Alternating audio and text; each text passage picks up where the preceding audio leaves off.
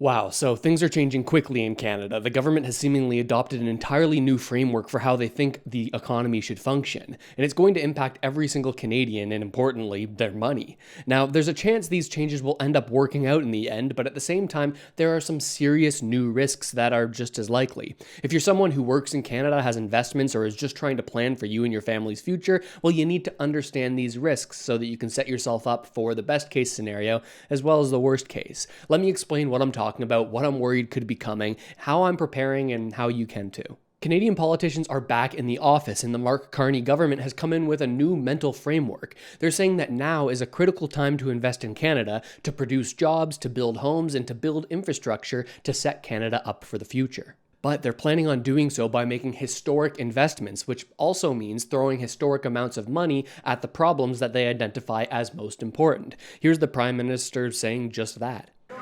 That budget will contain the biggest investment in this country's future in a generation. Hear, hear. Building homes, building new port infrastructure, new trade corridors, new energy infrastructure, building the strongest economy in the G7. Hear, hear. Well done.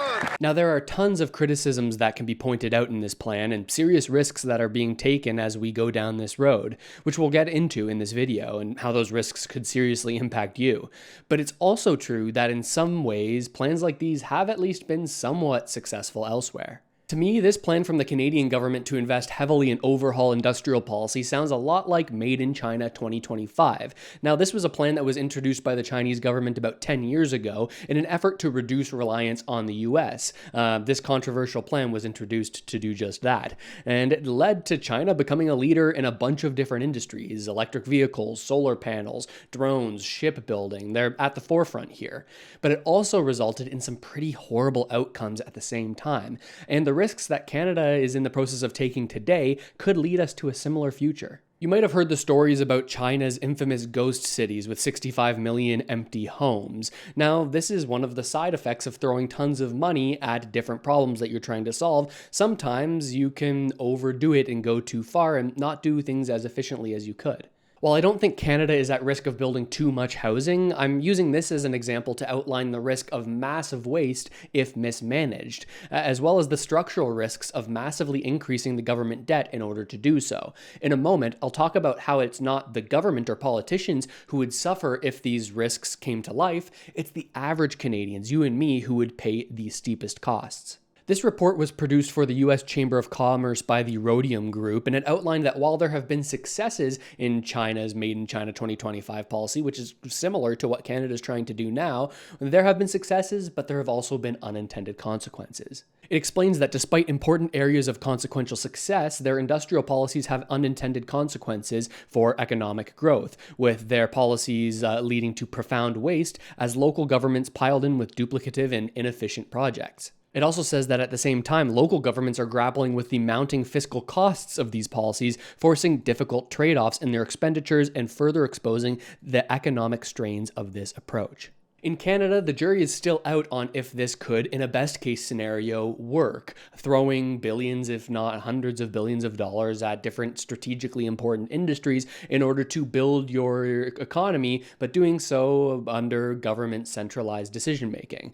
And I think people have every right to be skeptical about this, especially because it is us, the average Canadians, who will bear the cost if this doesn't work out. And those who stand to benefit most from the upside of this are also protected from the downside risks entirely. Let me explain. In Canada, the jury is still out on if this could, in a best-case scenario, work, throwing hundreds of millions, if not billions of dollars at different industries in order to grow the Canadian economy, albeit under central control by the government.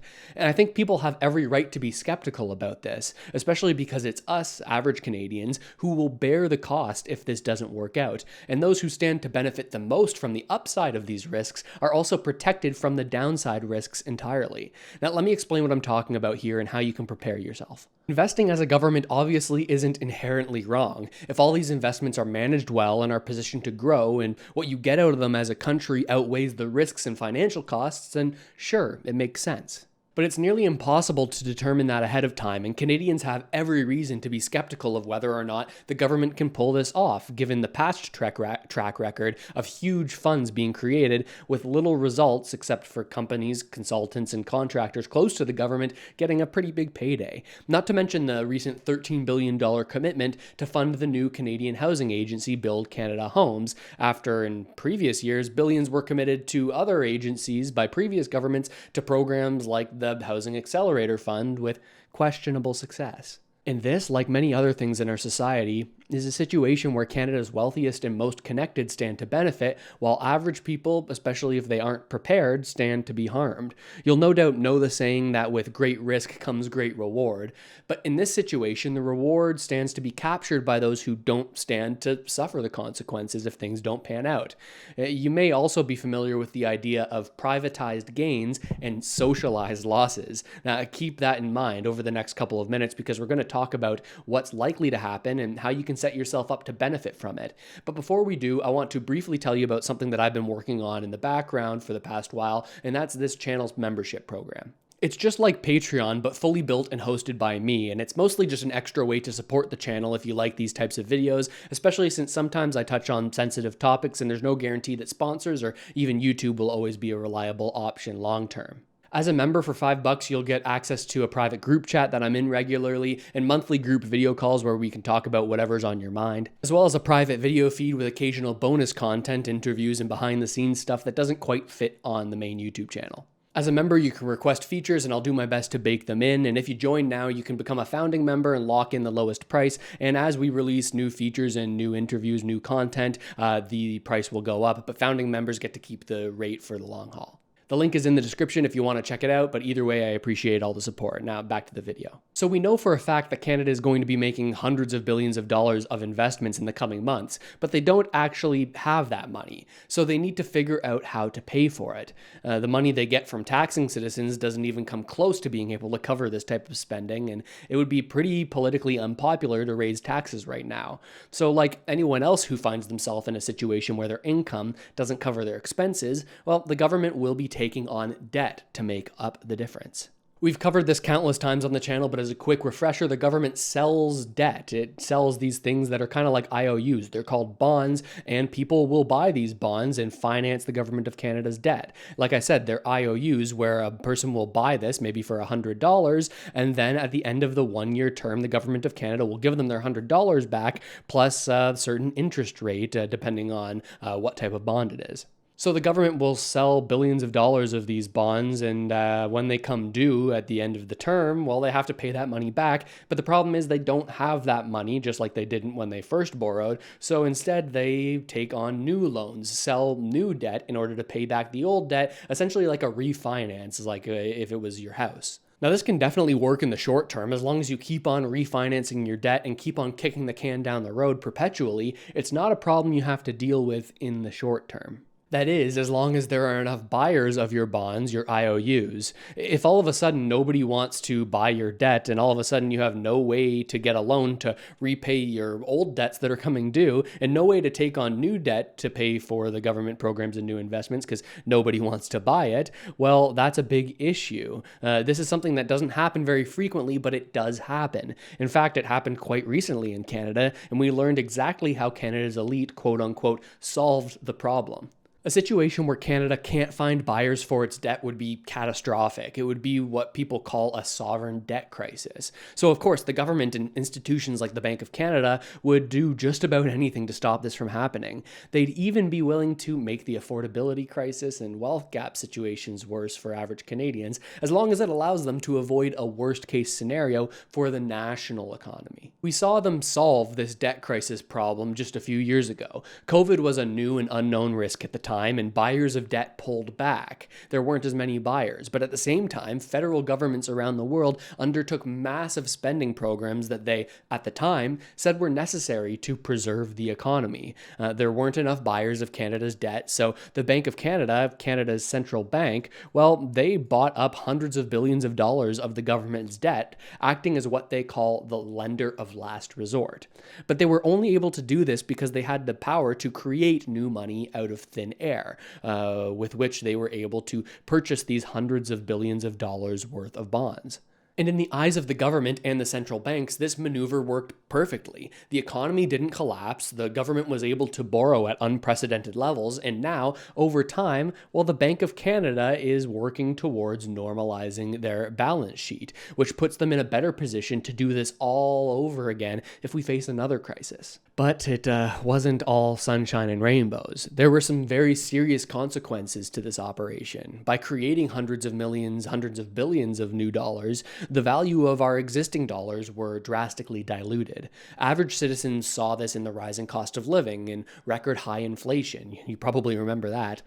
Canadians weren't taxed per se in order to pay for all the debt the government took on, but because new money was created to purchase that debt, every single person holding Canadian dollars wound up losing wealth as the purchasing power of each of those dollars was crushed. Not only that, but things that people can own also went up in value in dollar terms. Assets like stocks, real estate, gold, and silver, and crypto boomed during this period. And a lot of this wasn't because the underlying thing got any more valuable. The companies didn't get much more valuable. None of these assets really did inherently. It was just that the measuring tool we used to measure that value got far less valuable. This measurement tool, of course, is dollars. Now, if you were fortunate and wealthy enough to own these types of assets, well, you saw your wealth in dollar terms balloon. But if you were like so many Canadians who were already struggling to make ends meet, unable to save enough at the end of the month to buy these types of things, stocks, real estate, so on and so forth, well, you would have seen your situation get far, far worse, and you were already struggling.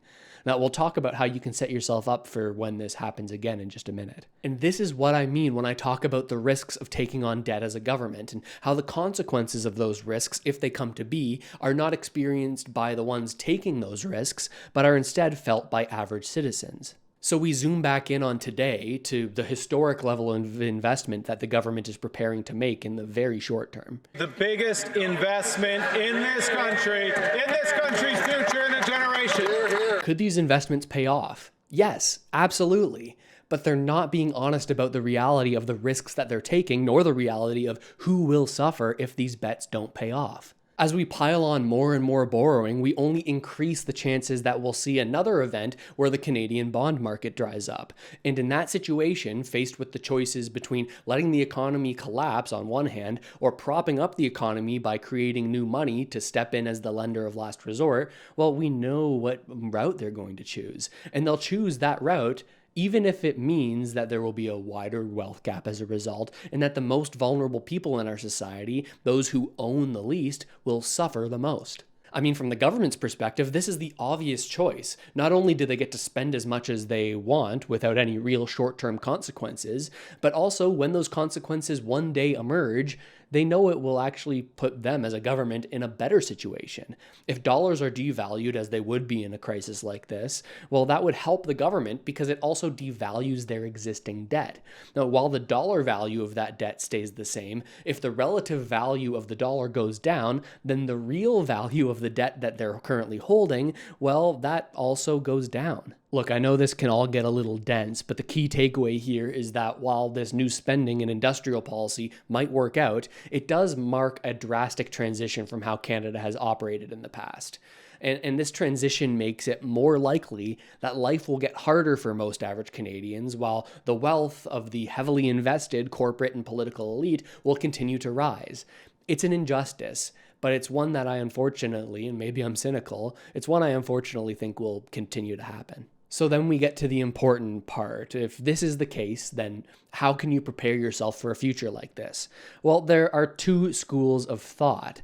The first one is, if you can't beat them, join them. Now, even if you can recognize how messed up this entire system is, I think that it's likely it will continue in perpetuity. At least we have to think that there's a chance it will. And if that's the case, then we need to do what the wealthy do, and that is to save as much money as we possibly can, but not just in dollars, not just in a bank account. Save as much money so that you can funnel it into investments, owning assets, and joining the system so that you can protect you and your family from all of this if it continues to happen. A good starting point is to open up a TFSA, which is a tax advantaged account, and inside of it, you can self direct your own investments. I'd recommend looking into broad based index ETF funds, things that don't have you picking individual stocks, but instead gives you exposure to the broader market. If we see the dollar devalued, then it's likely that those things that are measured in dollars will increase alongside it. So that's one school of thought. If the system continues as it is, well, then you can make only the decisions that are going to protect you and your family. But simultaneously, I think you also need to consider a world where we one day see the type of major political upheaval that could challenge the institutions of controlled fiat money. In those worlds, well, it's unclear how things would pan out. People can talk about how unfair central banking monetary systems are, and I'd agree, but there's no clear answer on what system would then replace it. Now, I think the front runners in terms of positioning for a world where we can see new systems emerge, well, that would likely be some mixture of precious metals like gold and silver, or large cap crypto like Bitcoin and Ethereum, having some sort of mixture of traditional equities as well as alternative assets like these. Well, that seems to me to be more prudent. But of course, this isn't tailored financial advice for you and should be just a jumping off point for your own research. I think you just have to mentally weigh how likely you think it is that the current system will keep on going. I mean, everyone who is wealthy and powerful, their interests seem to be wrapped up in that. But you've got to weigh it against the chances of there being total systemic change. And that's at least what I'm starting to think about. If you're not sure where to start, well, I do have some affiliate relationships with platforms where you can invest in these types of assets. You can check out those links in the description, but you don't need to use those ones in particular. You can use any platform to get started.